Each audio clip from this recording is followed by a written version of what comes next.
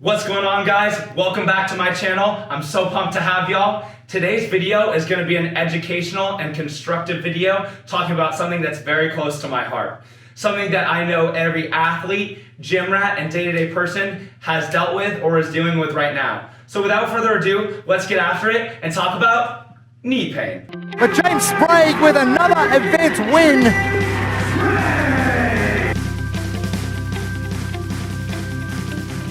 I'm James Sprague. I'm a 2-time CrossFit Games athlete. I'm beyond excited to share my fitness journey with y'all, all things training, all things day-to-day life. Let's get after it. In today's video, I'm gonna be taking you through my all-time favorite knee exercises that are prehab based to make your knees stronger, happier, and healthier than ever. The reason I'm so passionate about knees is because it's been a limiting factor in my CrossFit career over the last few years. I've had to pull out of countless competitions, rehab like there's no tomorrow, and I haven't been able to train at my full potential. So these knees have been a huge cause of stress in my life and my training, and it led me to believe that I would never work out pain-free again. Frustrating, right? These knees have gotten in the way of me reaching my full potential in the gym and out of the gym, and I refuse to let them do that any longer. You hear me? I refuse any longer. I've had countless doctors, trainers, physical therapists tell me to stop working out, stop loading my knee, take some rest. And if you're anything like me, hearing all those statements makes me want to drive my head through a wall. Now, lucky for you and me both, I ain't no doctor, but I'm here to emphasize in this video that rest is not the way to heal and not the way to attack this problem head on. Like I said, my head would be in a wall right now if I had to take that much rest to heal a simple little knee problem. Let me tell you, my head and my noggin is as good as can be. Over the last year, I've been working with a company called Active Life. With Active Life, I've been working with a one-on-one coach who's helped me address imbalances side to side and engage the proper musculature. The key to knee problems is not rest, but load, and doing it in the right fashion. So think out with the rest and up with the load. Obviously, like any problem in this world, there's a right and a wrong way to address that problem. And for knees, rest just ain't it. So the goal of the movements I'm about to demo for you is to literally desensitize the knee, which means to make less sensitive. In order to make the knee less sensitive, we need to control eccentric and concentric movements over a period of time with really slow tempos. Opposing the desensitization of the knees, our goal is to sensitize those synergist muscles that support the knee. So we're thinking all things hips, all things glutes, all things quad, hamstring, calf, going on and on. Sensitizing means to make more sensitive. Time, consistency, patience, and staying away from those movements that aggravate the knee, your brain will naturally stop fixating on the inflammation in the knee itself and start fixating on the engagement of those big muscles that support it, leading you to a pain-free, happy, healthy lifestyle. That being said, there are very few knee injuries that this approach I'm about to show you won't work for, but 99% of knee problems are what we call tendinosis, which most people know as tendonitis, but tendinosis is the more proper terminology because it means prolonged and usually means a little bit more inflammatory and painful. I got 99 problems, but a knee ain't one. Now that we kind of went over the logistics, now I'm gonna take you through the fun part, showing you those exercises to take your knee health to the next level.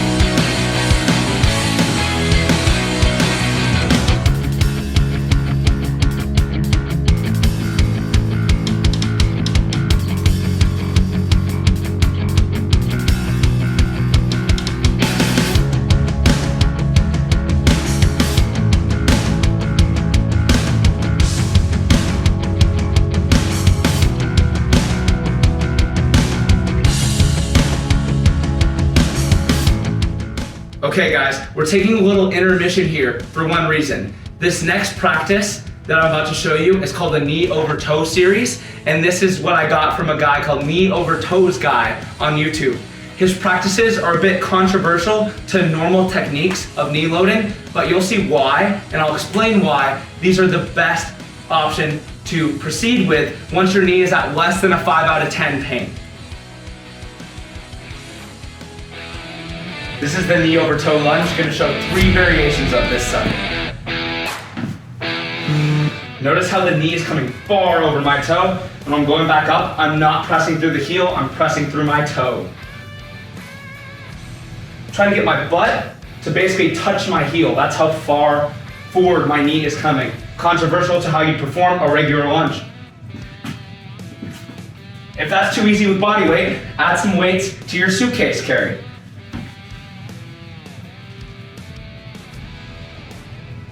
Obviously, you want to be slow to implement more weight with these. Third and foremost, hardest version of the knee over toe lunge is we're going to have a barbell in front rack. It's going to force that upright position even more. Going to have to fight it, core tight, coming forward.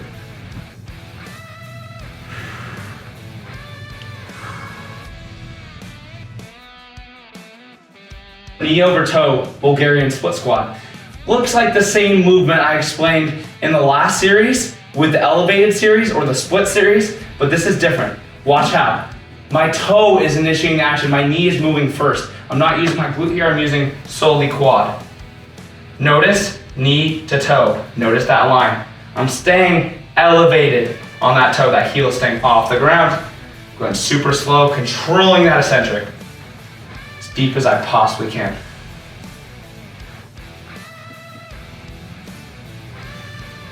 This is going to be the very beginner version. You can also add a riser to make it easier so you don't have as much range of motion to complete in this movement.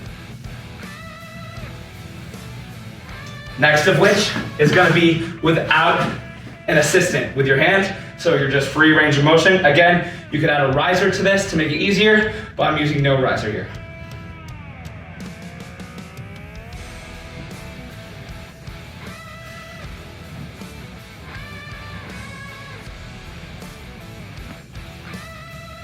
Next, if you want to get more technical with this, you can add a deficit.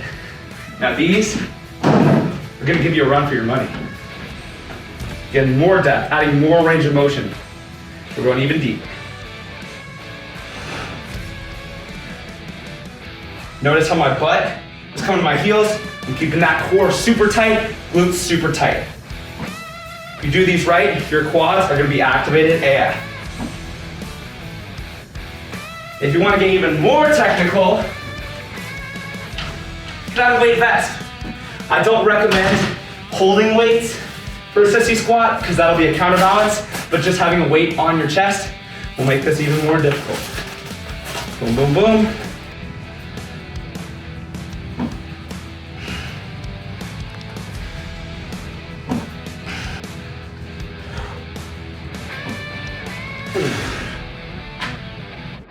Last but not least, of my favorite knee over toe movements to end this series out, this is a knee over toe elevated leg tap. Kind of mocking the pistol. Notice how I'm going slow out, letting that knee track forward. This is basically the first half range of a single leg squat, or AKA pistol.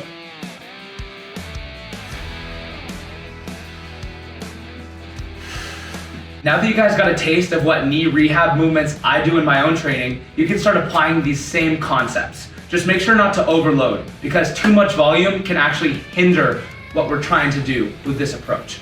Train smarter, not harder with these movements I just demoed.